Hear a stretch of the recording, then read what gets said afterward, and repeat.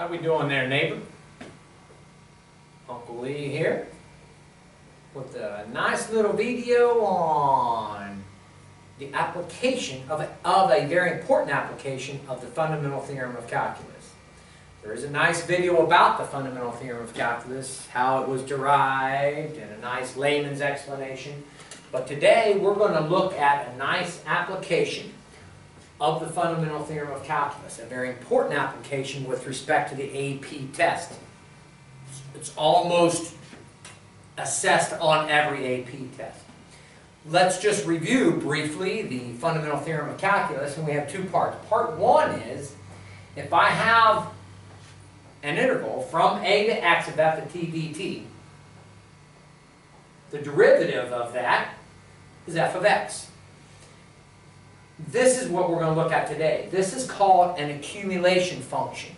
This is where this is most used. This is an accumulation function under f of t, from the constant a to x. The derivative of that is f of x.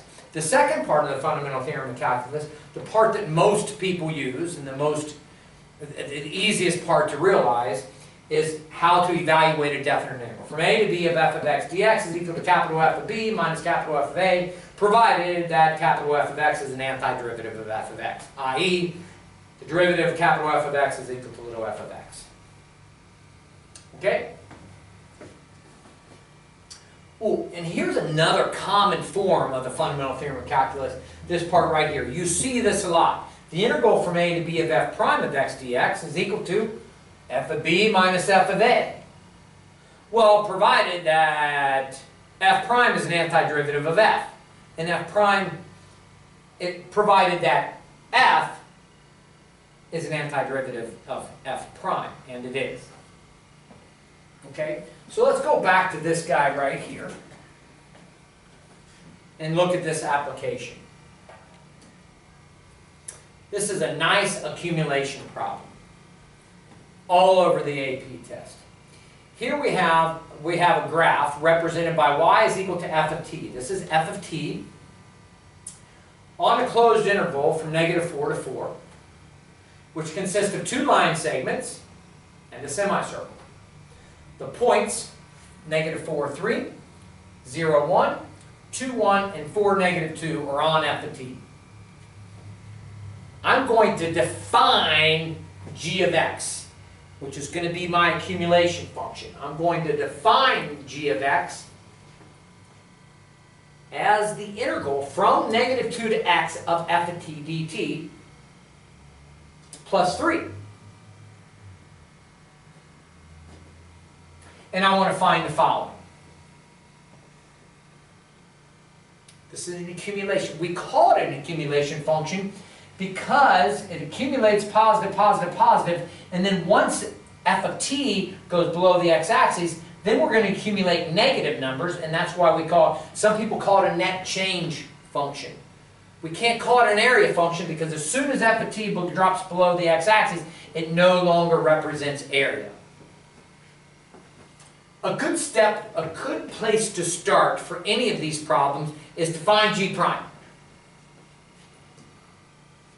Find g prime. And heck, while you're at it, find g double prime. At least start thinking about g double prime. And here's where we're going to use the fundamental theorem of calculus. Well, if g of x is equal to this accumulation function from -2 to x f of t dt, that's what g of x is equal to. G of x is equal to the integral from -2 to x f of t dt. By the fundamental theorem of calculus, g prime is simply equal, g prime of x is simply equal to f of x. That's the fundamental theorem of calculus part 1. And then g double prime is simply equal to f prime. Think about what this tells you. If g prime is equal to f of x, what are you looking at? You are looking at, this is the graph of g prime. This is the graph of a derivative. It's a graph of f of t, which is the graph of the derivative. And what does the derivative tell us about a function? A boatload of stuff. A boatload. Let's go to an actual, what they want you to do with this particular problem. The first thing they want you to do is find g of negative 2, g prime of negative 2, and g double prime of negative 2. And then the second part is going to find g of 2, g prime of 2, and g double prime of 2. And keep in mind, g of x is the accumulation from negative 2 to x f of t dt. This is f of t. G of x is this accumulation. How am I going to find g of negative 2? I'm actually just going to put negative 2 in where I see x. Same way I'm going to find g of 2. I'm going to put 2 in for where I see x. If I go to the next slide, I have these figured out. Well, if I put negative 2 in here, then g of negative 2 is going to be the integral from negative 2 to negative 2 of f of t dt plus 3. This is g of x. See if I can outline it for us right here. This is g of x right there.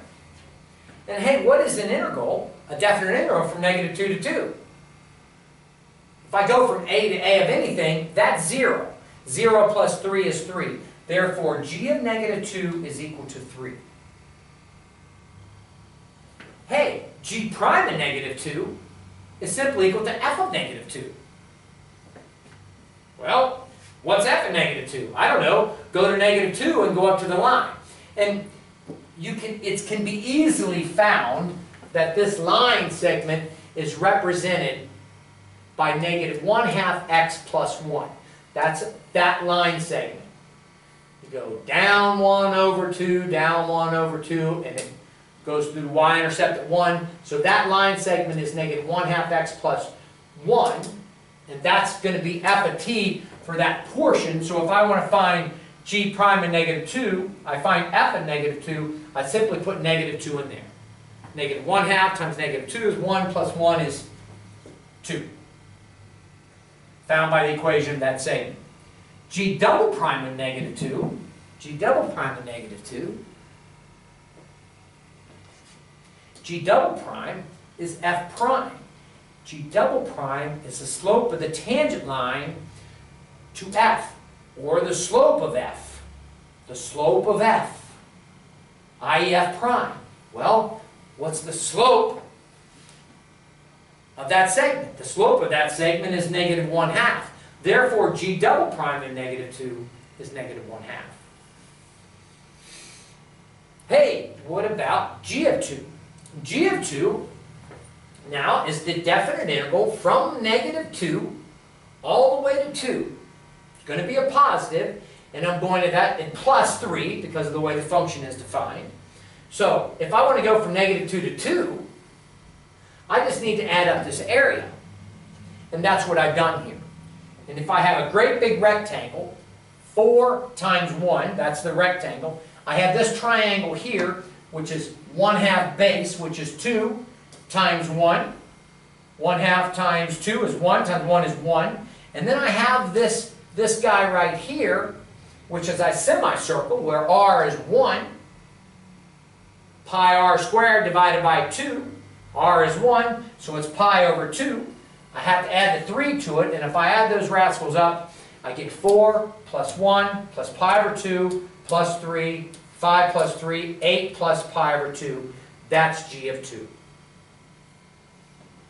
G prime of 2 is simply equal to f of 2, and f of 2 happens to be 1. Ooh, g double prime of 2. G double prime of 2 doesn't exist. It's a scrapey point, ouchie point, cusp, call it what you want, but it doesn't exist there. So g double prime does not exist. G double prime of 2 doesn't exist. So that's part A and B of this particular problem. The next thing, hey, find a line that represents the second segment. There's a reason why we're doing that. Then they ask you, where does G have any local max or mins, and explain why. Well, look, what are we looking at? We're looking at the graph of G prime. the graph of G prime. Local maxes and local mins happen when the derivative goes from positive to negative, or, well, that's where you have a local max, where the derivative goes from positive to negative, and you have a local min when the derivative goes from negative to positive. Well, hey, where does this derivative, because that's what we're looking at. We're looking at G prime, which is equal to F. Holy cow. That's equal to F. And right here, there's only one spot that F goes from positive to negative, never goes from negative to positive. So right there at that point, G is going to have a local maximum value. And in order to find that, that's why I'm going to have to find the line segment that represents this particular segment. And that's what I've done here. What I've done here is the slope of that from 2, 1 to 4, negative 2. The slope is going to be down 3 over 2, negative 3 halves. Use the point slope form. Y is going to be negative 3 halves x plus 4. That's that line segment. If I find out where that guy is equal to 0, that's going to tell me where G has a local max. I set this equation equal to 0 right there, and that says x is equal to 8/3. And it certainly appears to be 8/3. So that's going to be my local max of G, 8/3. That's where G prime goes from positive to negative. And that's what I want to say. We want to make sure that we have the appropriate discussion following our conclusion. So we're going to say F, which is equal to G prime, changes from positive to negative, well, or from negative to positive. In this case, it's from positive to negative. And what our statement then will be, the local max at x equals 8/3. Why? Because G prime is equal to F, and it changes from positive to negative at x equals 8/3. This is what they're going to be looking for. This statement right here.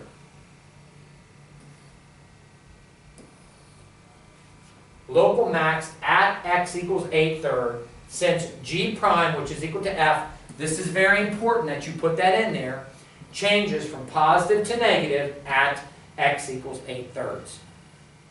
The local max is a y value. Which y value? G of 8/3. And we're going to forego finding that for right now.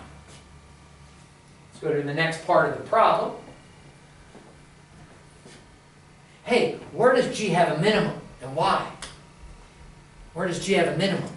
And if you remember the extreme value theorem video, or if you didn't watch the extreme value theorem, I would invite you to watch that again, or for the first time for many of you, because this is also an important topic on the AP test.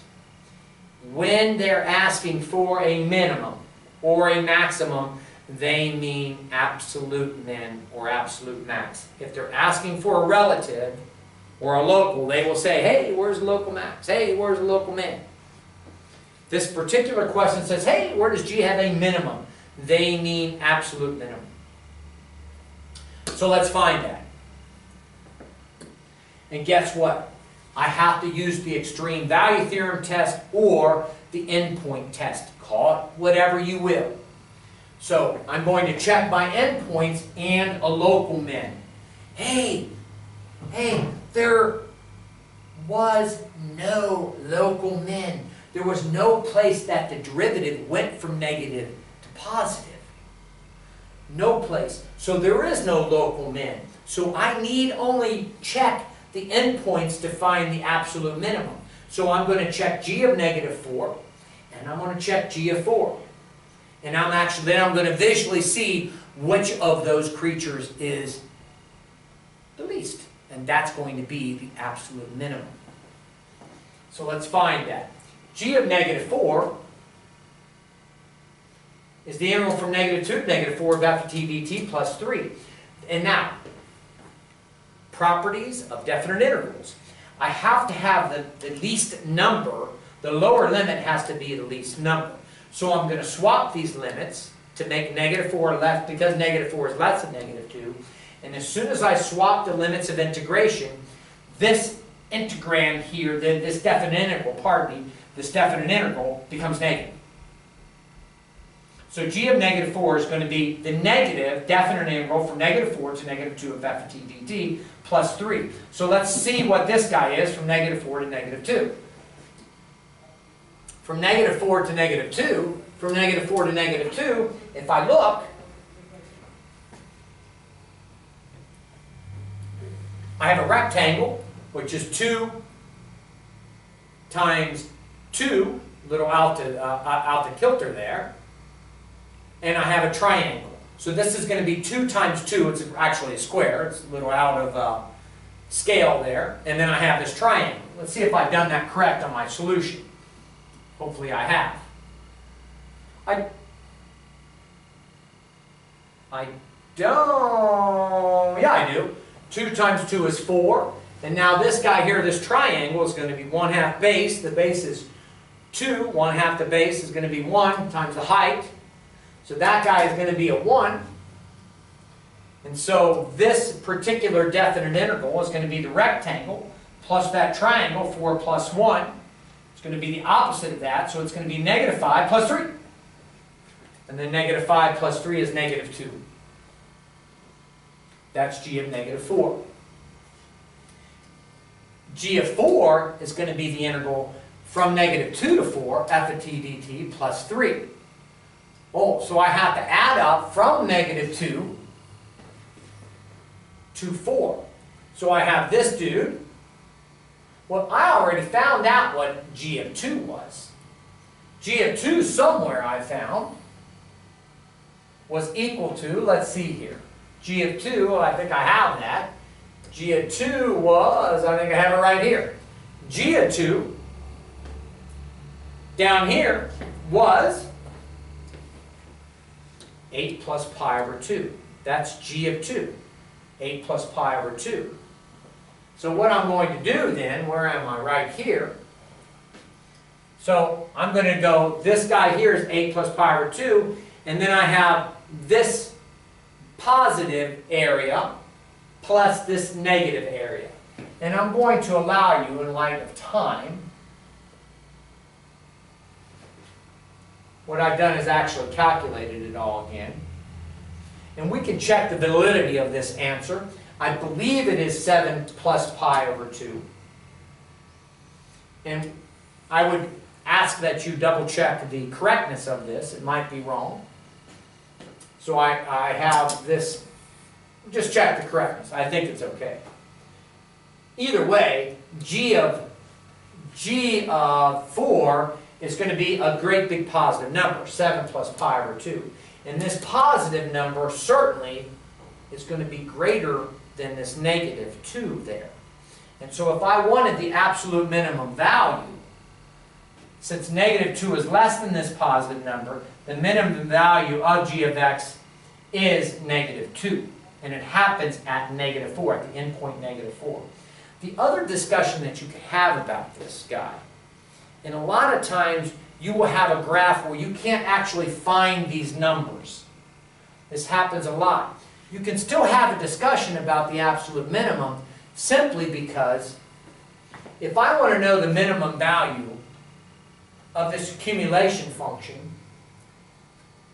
and I'm checking the endpoints, g of negative 4, I know is going to be a negative number because I'm accumulating in the opposite direction. And then I know it's going to start to be a big positive. I'm going to add up all of this positive area, and I'm only taking away this much. So therefore, the minimum would have to happen at g of negative 4. Think about that for a moment. Because of the net change, if I'm accumulating, if my function is defined to be accumulating from negative 2 on, if I go from negative 2 to here and it's plus this 3, I have all this area plus 3. That's a big number. And then if I go back to negative 4, that's going to be, well, I'm going to subtract that, so that's going to be less. And then I head at negative 2, g of negative 2 is going to be 0 plus 3, which is 3. Add all that, and then I'm going to subtract that number. the least value has to happen at g of -4. And you could have some discussion about the accumulation and the net change. That happens a lot. This one is okay to do either way. You could have a discussion with net change, or you could actually find the value and then compare the values at the end point. -2, less than 7 plus pi over 2. And again, I ask you to check the validity of that answer. And then the last thing, the last question is, where does G have any inflection points and why? Well, where does that have, and when does a function have inflection points? A function have inflection points if what? Let's see. If the second derivative goes from positive to negative, negative to positive. Or if the first derivative goes from increasing to decreasing, or from increasing to decreasing. And look at this. Here I have the first derivative decreases and then increases. Inflection point at 0. And I could have that. And I could say it two different ways. Inflection point at x equals 0 because the second derivative is negative and then it changes to positive. And there's another inflection point at 1 because the first derivative increases, then decreases. Increases, then decreases at 1. So that would be my discussion on inflection points.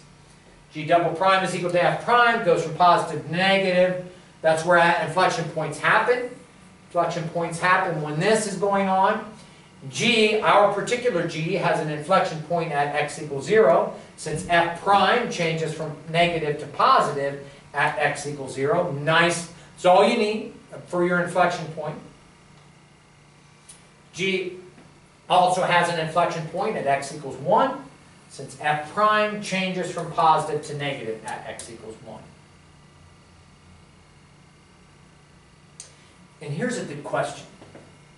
Here's a very good question. Hey, why is G continuous? Is G a continuous function? Is G a continuous function? Yes, G is a continuous function. G is continuous because f, which is equal to G prime, is continuous. F is continuous on the closed interval -4 to 4 because I can sketch f and not pick my pencil up. And differentiability, f is G prime, differentiability implies continuity. Therefore, G is continuous. So, a lot of information embedded in this problem. A very important problem that I would ask that you review several times. This whole concept of accumulation is 20 years ago, the major application of integration was to find area and volumes. Just in the last 15 years, the last 10 years, they've really been hitting home with this topic of accumulation. The integral, you integrate a rate, you get an amount. Very useful application of calculus, specifically integrals.